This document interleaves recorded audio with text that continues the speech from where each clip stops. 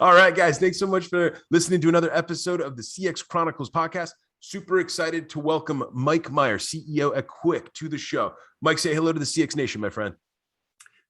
Good morning, everybody. So, guys, we have an awesome show today. Mike is building a super cool business with Quiq, and he's here today to tell us all about his journey, plus give us a bunch of different ideas for how companies are thinking about modern messaging, modern customer management, and thinking about all the different ways that you can do an incredible job of serving your customers. So, Mike, why don't you start off today's show as we start off all these episodes? Give the CX Nation the 5-minute story around who you are, how you kind of got into the world that you're in, and more importantly, how did you get to the place in your life and your career where you started building Quiq and started building this awesome team that you guys are working on? Thanks, Adrian. So I guess let me first say a few words about me, and that'll kind of like inform the journey that led me to be the founder of Quiq. So my background, I'm an engineer by trade. I have a master's in computer science. I'm kind of the stereotypical geek turned business person. I'm a reformed technologist, if you will. And so I started my early career working in Bell Labs way back when that was a thing. And one of the applications that I worked on in those days was a platform for customer service. And so that was kind of where I first learned about how a large business would offer B2B service to their clients. And the career progressed. I ended up leaving the labs and joining a company that was called Right Now Technologies. And this was in the early Internet 1.0 days. And the Right Now platform was a customer service platform that was based upon the web. And the fundamental premise of the business was that the internet was going to disrupt how the traditional call center worked, and people were going to get help on websites. And like, this all sounds like silly at this point in time because this is the world that we live in. But back in the day, when we started Right Now, it was basically like, this was the next generation of customer experience based upon the E model instead of the phone model. And so that was a good run.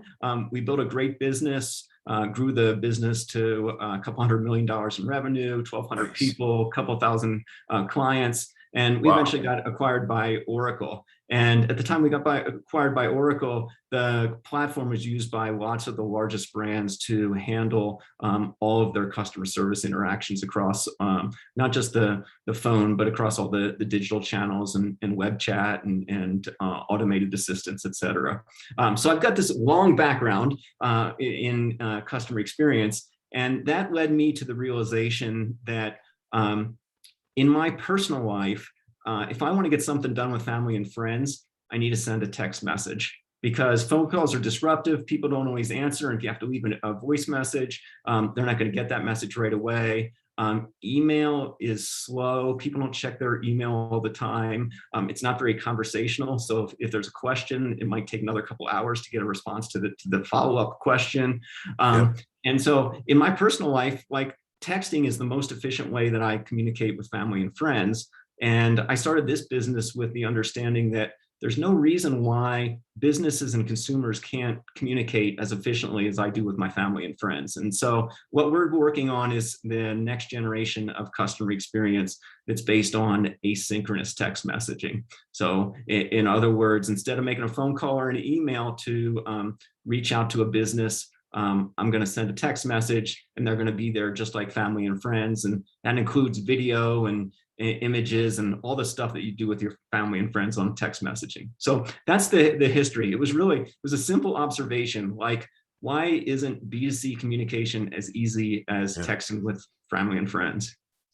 Yep. It's a super awesome question, Mike. And you're right. And I think, like, especially in today's world, today's modern consumer, there's this expectation of, number one, the asynchronous communication piece has become critical, especially for folks that are on the go. They're out of their pockets regularly, and most of what they're doing, or most of their communications is coming right out of pocket with their cell phone or with their iPhone or with their Droid, right?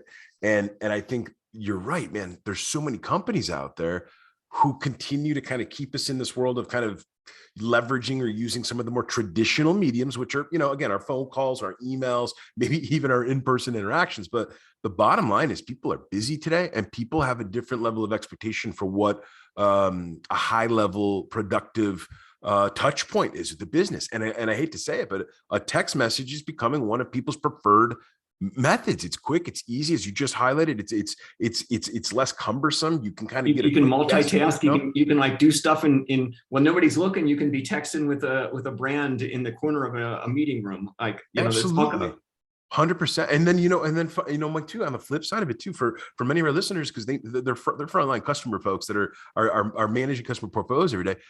It's really nice to be on the agent side of that and have maybe 10, 15, 20 different customer conversations happening by way of text, right from your laptop or right from your workstation. Number one, you get a chance to really kind of have that one-on-one experience, and it feels like you're like Mike and Adrian are just texting back and forth. But number two, there's all this other visibility. I know you'll get into it in the show, but there's all this other gains from connecting that information or connecting some of that customer communication tissue back to your CRM or back to your business management system or back to whatever tool it is you're using to aggregate all these conversations. So we could go on and on about it, but Mike, I'd love to jump into the first CX pillar of team. Spend a couple minutes talking about how you started to build the Quiq team today, and just spend a couple minutes talking about what that experience has been like for you and some of the early Quiq founders as you've had to pull the business together and get this thing off the ground. Sure. So, I was in a lucky position as a startup founder because I was previous leader of a really exceptional team. And so I was able to bring a bunch of the top performers from that team to start the product development on this. And, as a startup, the first thing you need to do is develop a product. And then once you have a product, then you move on to customers. And so what we did was, it was me and about a dozen engineers. What we did for the first year of the business was take all of our prior experience where we understood what it took to build customer service software for large brands and kind of like turn it on its head a little bit, because every decision was made with a new context of like, how would this be different in this asynchronous world? And, so in other words, like if instead of an agent interacting with one customer at one time on the phone, the agent now interacted with multiple customers, and some of those customers might come and go. So asynchronous in this context means the conversation starts and stops based upon the customer's demand. And so if the customer gets busy and they go to dinner with their kids, they might be gone for an hour and a half while they have dinner. And when they come back again, like the business should be there instantaneously to pick up the conversation and continue on. And so it's kind of like the control of the conversation and the flow and when the conversation continues is all at the agents, or all at the customer's request. And the company just has to be there at any moment. And so things like average handle time, for instance, like that's a fundamental concept in customer experience. Like that's how I plan how many agents I'm going to need. Like the definition of average handle time, for instance, needs to be completely different, because if customers are gone for an hour, like I don't want to include that into my average handle time calculation, because that agent's free to help other customers at that point in time. And that's a simple example. And there's lots of examples about how to do routing and queuing when customers come and go and customers come back again after being gone. And so we really started from a team perspective, like we changed our entire thinking of what we knew previously and morphed it into this new multi-interaction stop and start world of asynchronous.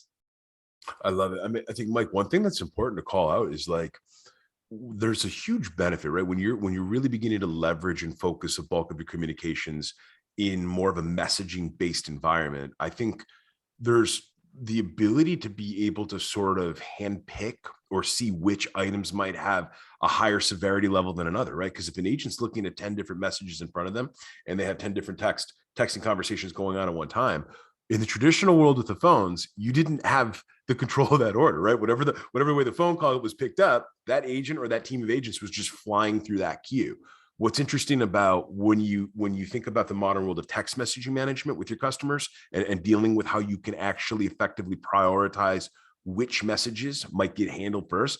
That's a game changer. That's a huge game changer in terms of a way that, for some of our startup founders and our growth focused business executive teams to think about, like, number one, there's some easiness that goes into that, right? Because let's call it what it is. You're always trying to figure out where you can shave a little bit here and shave a little bit there, because you're constantly bombarded with, there's too many things coming in every single day as it is. But the other piece too is, like, help your agents out, give them additional solutions and give them additional mediums that make it a little bit easier for them to know, I'm going to go tackle these high severity items, right? These are maybe issues that could lead to a churn, or could lead to a negative review, or they could lead to just a damaged reputation with an account, versus seeing the mediums and the lows, which you actually know as a business, or as somebody that's working on the front lines of this, that you've got a little bit more time. Customers are okay if it takes maybe an extra 6 hours, or within, as long as that inquiry is managed within 24 hours, nobody's going to get hot and bothered about it. But it's a great point that you're talking about.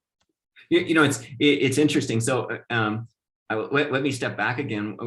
One thing that I should have also for the listeners clarified is, when we talk about async messaging, there's a ton of different channels that async messaging occurs on. And so plain old text and SMS is obviously the common denominator. Everybody's familiar with that.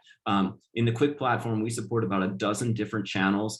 Some of the primary channels that we support is Facebook Messenger, Apple Business Chat, Google Business Messaging. In those cases, everybody knows what Messenger is.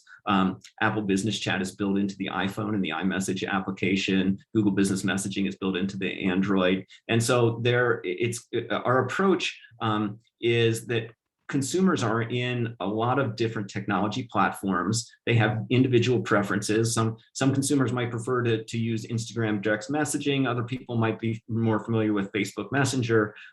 Wherever the customer is, we want to be there for that have the company exposed exactly at the place that the customer is. And so our approach is what kind of one platform that has a whole bunch of connectors that connect to different channels. But from an agent perspective, the agent doesn't need to know which channel the customer is on. They're just interacting through messaging.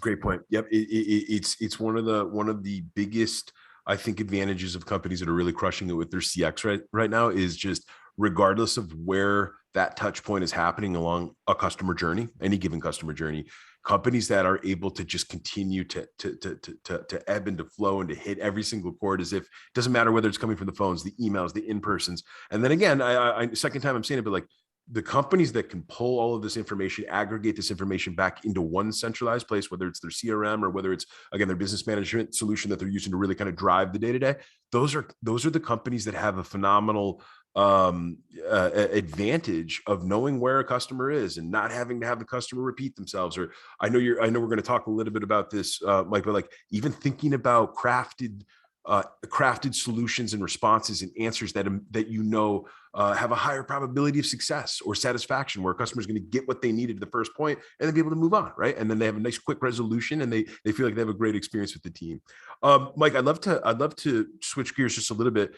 Inside a team, this has been a popular conversation, obviously, over the last 2 years with just all the wild things that our wonderful world has gone through. But I'd love for you to spend a minute or two talking about how you and the team at Quiq have had to manage the whole movement of going from like a physical office place and a physical working environment, where I imagine like a physical pod where you guys were actually helping each other triage on answers and thinking about how you were going to push your product into the future. But what does it look like over the last 18 to 24 months, Mike? How have you and the team kind of managed this whole world of kind of doing remote work management and kind of getting used to what this new normal looks like for all of us?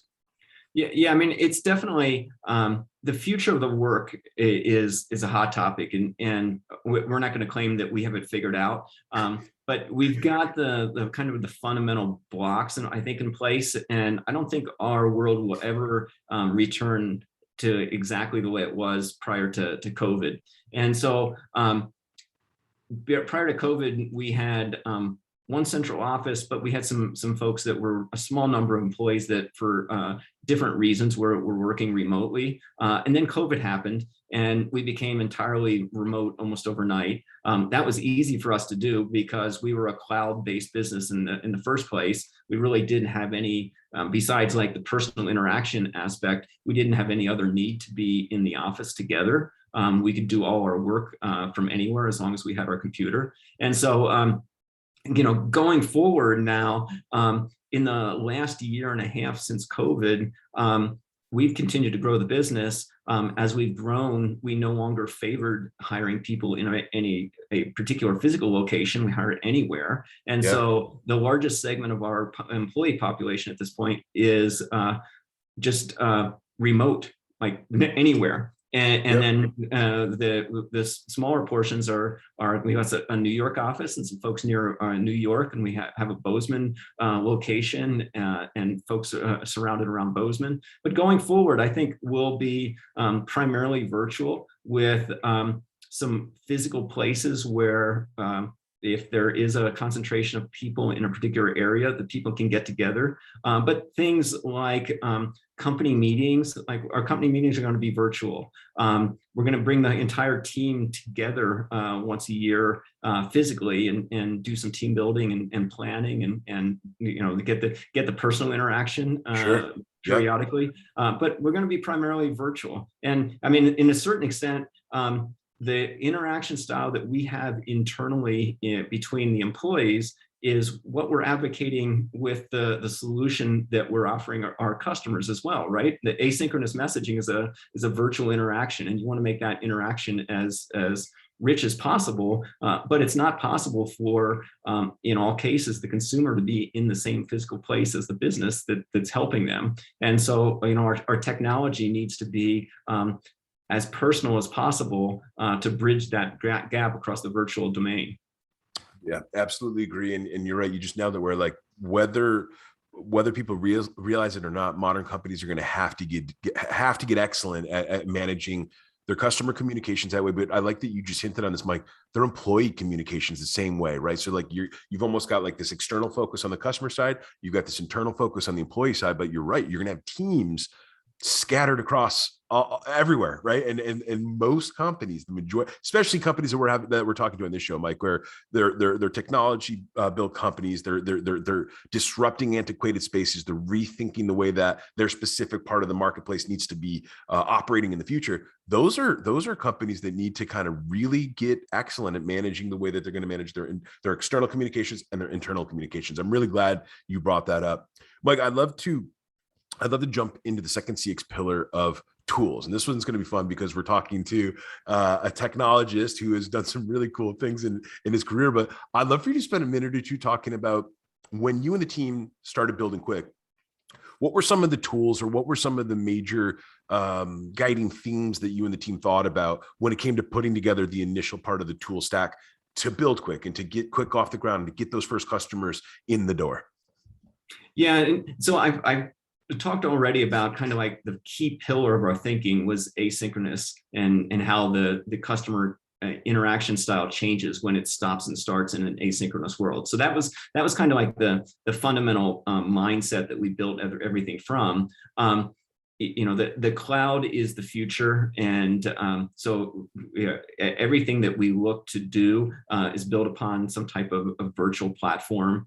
So technologies like Amazon AWS or Microsoft Azure are used in the platform, and actually we allow customers to pick either one. We support both equally and allow customers to run the application on either platform. And then the other aspect of the tool stack is the underlying platforms for messaging. And I mentioned we support a dozen different messaging platforms. There's a big part of our business that's tied to the Facebook platforms, Facebook Messenger, Instagram, and WhatsApp. And actually, going back in time, when we started the business, essentially SMS was the only platform that was available initially. And then about 6 months in, Facebook Messenger got opened up to business usage. And that was kind of like a watershed moment for us because, well, first of all, it's it was like, okay, this is actually going to happen. Other folks see the direction, and Facebook was at the very beginning of like, we want to have businesses active inside of our messaging platform. And they also had the foresight to realize that it's not just about text messaging, but inside of like the messenger communication, I can do rich messages. I can do things like a carousel with items, or I can send a prompt that has buttons to answer a question. And so that rich interaction style. And so a lot of our kind of like client experience, both from an agent and a consumer perspective, is based upon like the rich capabilities that have been built into platforms like Messenger. Yeah, that's huge. I think number one, like one of the first things it makes me think about is just continuing to think about that one-on-one approach, right? Because the major benefit that you get from a tool like a Facebook Messenger is, again, you avoid the long lines on the phone. I hate to say it, but most companies, even smaller companies, Mike, you and I were talking about this the other day, even smaller companies that should be really, really excellent manage their phone calls, they're not always great at it. It's a difficult medium to serve unless you've got some really powerful call center, methodologies, frameworks, and tools in place already, which many growth focused companies, they don't have that yet. They're trying to get that bonfire started. So it's like they're trying to use other mediums that have a bit higher of a return, a little bit easier to manage, a little bit easier to use. But the other piece too is it's that personalization piece, right? Like there's something really interesting about when a customer uses a Facebook Messenger to dial up a question to a business, or to dial up a question about their product or their service that they just bought. There's that one-on-one piece, man. There's that connection piece that I think that's a little bit different than thinking about getting into a phone line or getting into an email queue, where some of these big companies, man, it could take 72 hours to get a simple email answered back that requires a yes or a no. And I think what's interesting is, like with a Facebook Messenger, there's a whole other world of science that you're getting into on the tools and the technology side, right? There's all sorts of things that you guys can do in terms of automated responses. There's all sorts of things that you can do to dial up maybe potential responses or potential cues for an agent to pick from, right? There's all these different things that you can get into. Can you spend a minute or two talking about what some of the things are that you guys are doing at Quiq to be able to give some of your customers these types of capability inside of their toolkits? Sure. So let me first, part of the conversation to date has really kind of revolved around like customer experience and customer service, customer care. That's a really useful channel for asynchronous messaging like Facebook. But, Facebook in particular is also super valuable for a pre-purchase journey. And so, everybody sees Facebook ads all the time. When you click on a Facebook ad, typically you're taken to a flat web page, and it's a landing page.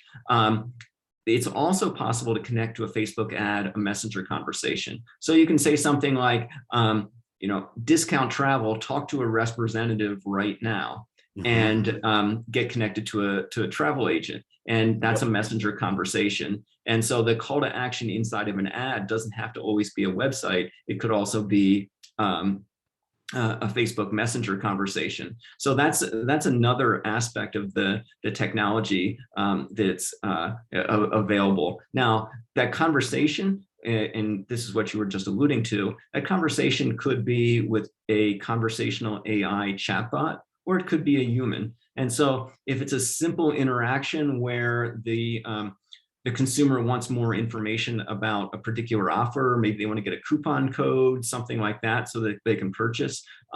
Those interactions are handled really well inside of a conversational interaction. Maybe they're like need some guidance to pick the right size, or understand what the right fit is, or to understand what's available. All those things are really well done inside of a conversational interaction with a chatbot. But then it's also possible to seamlessly take to the conversation from the conversational AI and escalate it to a human agent. So maybe the conversational AI is used to understand what the customer's intent of the conversation is, what their issue is, or what they want to buy, help them initially. And if the AI is no longer able to go to the depth of the conversation necessary, have that automatically escalate up to a human agent. So that kind of like seamless flow of conversations back and forth between agents and a conversational AI bot is a lot of what our platform does. Well, one of the things that I just really kind of heard inside of that, Mike, is Quiq and leveraging solutions like Facebook Messenger. If you can get really good at this type of day to day, you are in effect increasing your returns on whatever type of ad spend you're spending, whatever type of marketing costs you're putting out there. Because now that you're kind of laying this out, it makes me think about a couple examples. So many SMBs, small companies, are typically not, so they're good at spending the money to potentially get the eyeballs or the views or the clicks to maybe be interested about something. But what good is that if you don't have somebody answering right away? Here, click here to figure out how you can learn more about us. Or better yet, my favorite one, click here to buy right now, right? That's the best one, where like you have companies that are really good at, like, it's almost like, wow, I just became aware of you, or I just started considering you. And now you're already like, I'm already jamming on that buy button to maybe to become a customer, to become an actual account. I think that's super, super cool. And you're right. Businesses, especially some of the folks listening to this show, folks that are building these startups and these scale ups, and they're trying to figure out how to dominate their specific marketplace. This is an awesome idea for you to think about if you're not already doing it within your customer experience, customer success, and customer support teams. Let me, since you mentioned like return on ad spend, let me throw out some metrics of what our clients have seen.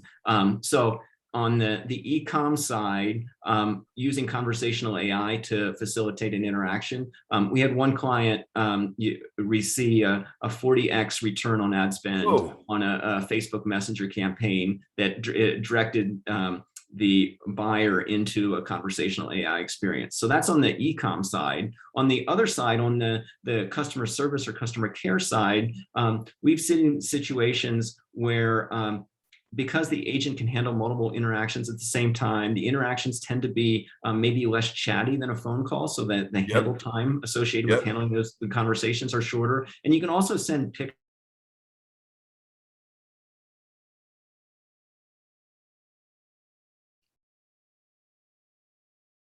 and sends the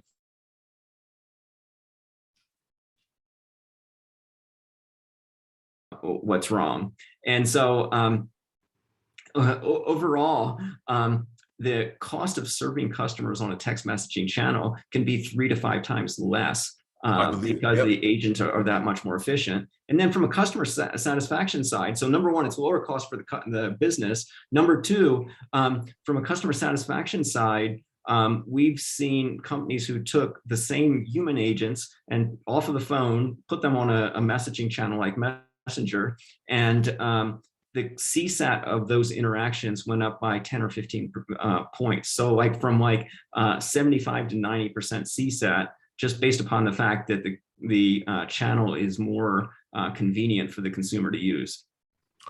Look, Mike, I'm not surprised at all. I know that with me and my team at CXC, we're constantly getting into the conversation of, when we're thinking about a customer portfolio, we're thinking about the way that you can optimize and maximize the efforts that go into manage that customer portfolio, specifically growing it, increasing its customer satisfaction or its net promoter scores, thinking about prime areas of upsell or cross sell, which will inevitably push your company into the future.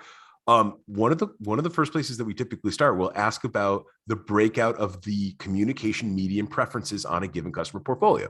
This can be anywhere from 100 customers to 10,000 customers. And it's amazing how many businesses don't even have that first cut, Mike. They don't even have that first cut of knowing, here's the 20% of our portfolio that prefers telephones all day long. Here's the 30% that wants to only talk on solutions like Facebook Messenger or one of the other messaging apps. Here's the 20% that wants to talk by email. I'm a long way to everyone gets the point, but it's the point is like, once you understand that composition, that breakdown, and that segmentation of your portfolio, you can start doing some serious damage with the way that you communicate with those folks, leverage their optimal preferences in terms of how you're going to communicate or market with them. That's the other thing, guys, too, because once you start to know that someone's down with text messaging or Facebook messaging, Mike just now that you can start to show other incentives that are coming down the pipeline, new things to know about, updated product features or versions for if it's software, or just even ideas around some of the different services that you're really starting to push out there. So I love all great ideas. Mike, I'd love to jump into the third CX pillar of process. Everything that we're talking about right now is, number one, we're making it sound way simpler than it is. I'm sure it's super complex. I know that there's a lot that goes into this. It's people, it's process, it's technology all day long. I'd love for you to spend just a few minutes kind of talking about that third pillar of process. How did you and the team at Quiq start thinking about how to just compartmentalize some of these ideas, how to document some of these findings, how to kind of start building out some of those initial playbooks or SOPs as Quiq grew and as the business continued to take fire?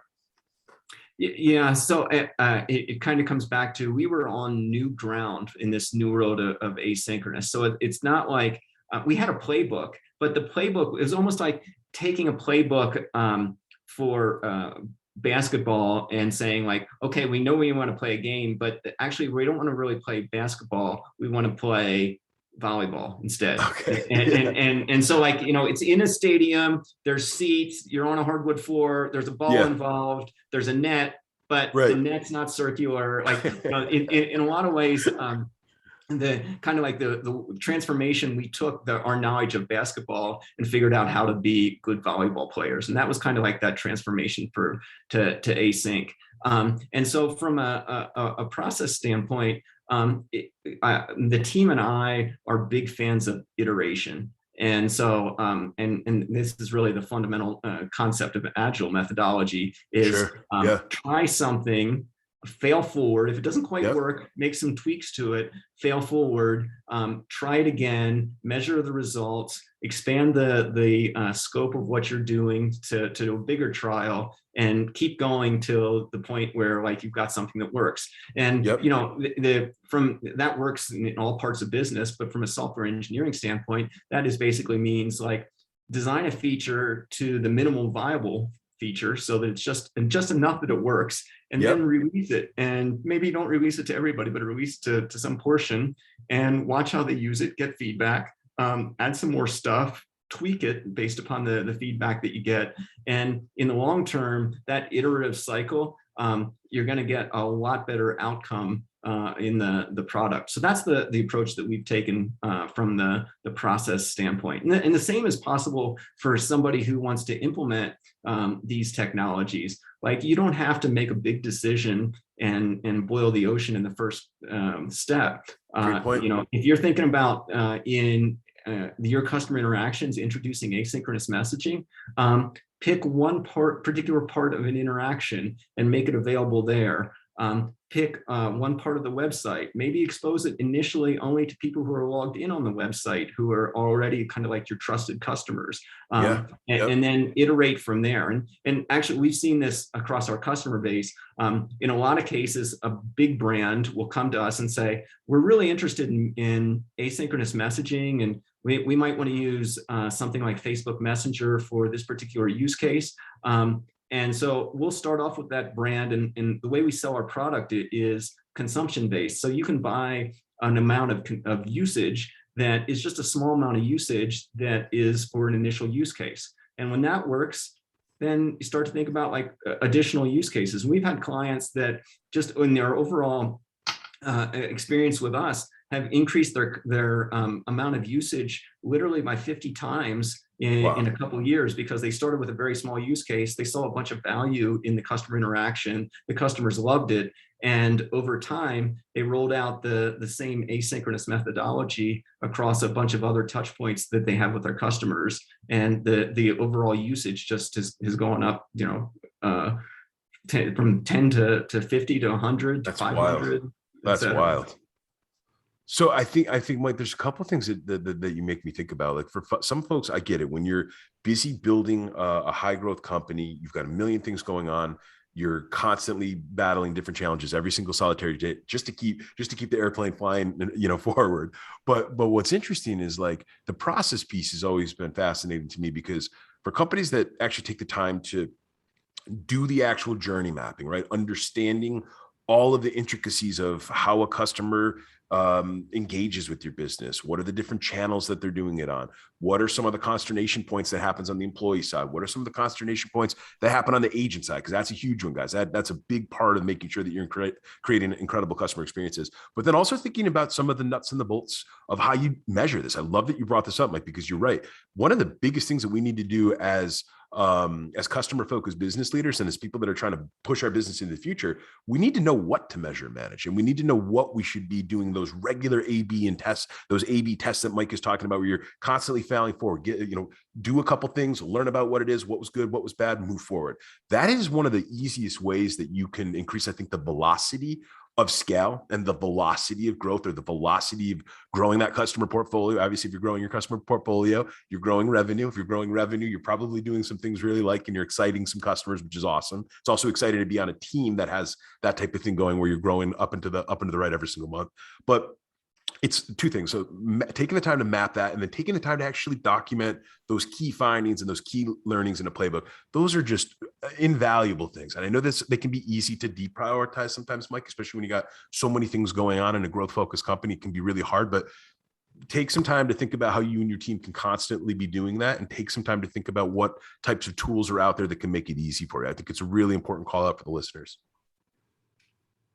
Yeah, absolutely. And I think the other part of the world that we live in is, and you mentioned the employee experience.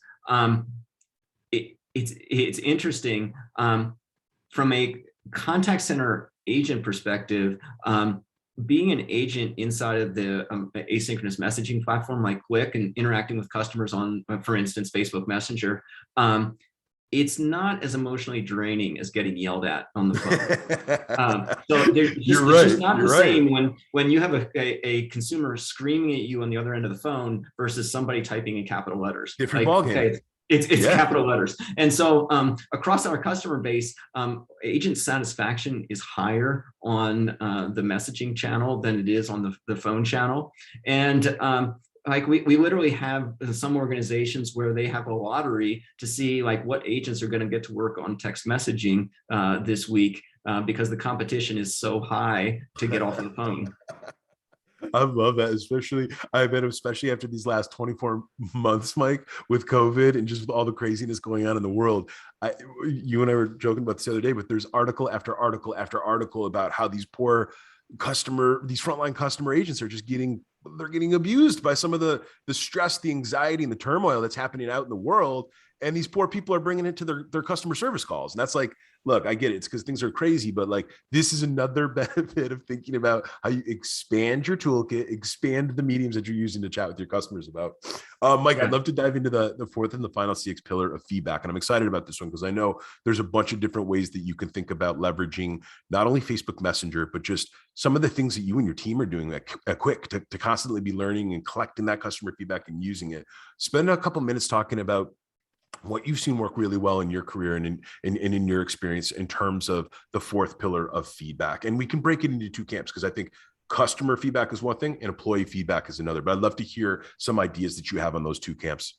Absolutely. So let's talk about customer feedback first. And included in the Quiq platform, we have a survey capability. So after a consumer interacts with a brand, whether it be a chatbot and conversational AI, or a human agent, or even a combination of both of those together, at the very end, we can automatically send a survey question. And those questions are typically like, on a scale of 1 to 5, how would you rate your interaction with us today? Yep. And historically, if you were on the phone, maybe you got a follow-up email and got the same question. And those response rates on those surveys are like single digits. Like it's really, really low. Yep. And we see about 20% of the people, because it's so easy. Like I just messaged with an agent, and at the end I got a follow-up, and it wants me to hit like 1 through 4 stars, or text back like 1 through 4 or 1 through 5. And it's just so easy to respond to that question. We see about 20% of those interactions providing feedback, which is way higher. And so just the fact that it's in channel, it's immediate, it happens kind of like just naturally as part of the conversation, it makes the response rate not higher. And the feedback overall on the channel, just like, this is again like why asynchronous messaging works better for customer communications. I don't have to put my life on hold for 30 minutes and wait for an agent to be available and hope that it'll get done in time because I've got another meeting coming up, and at the bottom of the hour I need to make sure that I'm finished. And like there's all these things that just because the interaction style is easier, we see that feedback from customers being really positive. Like, you see responses like, "Oh my God, this was awesome. There's no way I could have gotten this taken care of any other time today, and I did it while I was feeding my kids." And that's, everybody multitasks, and that's kind of like the beauty of text. So the customer feedback is important. We see a high response rate on feedback, and the feedback is generally super high.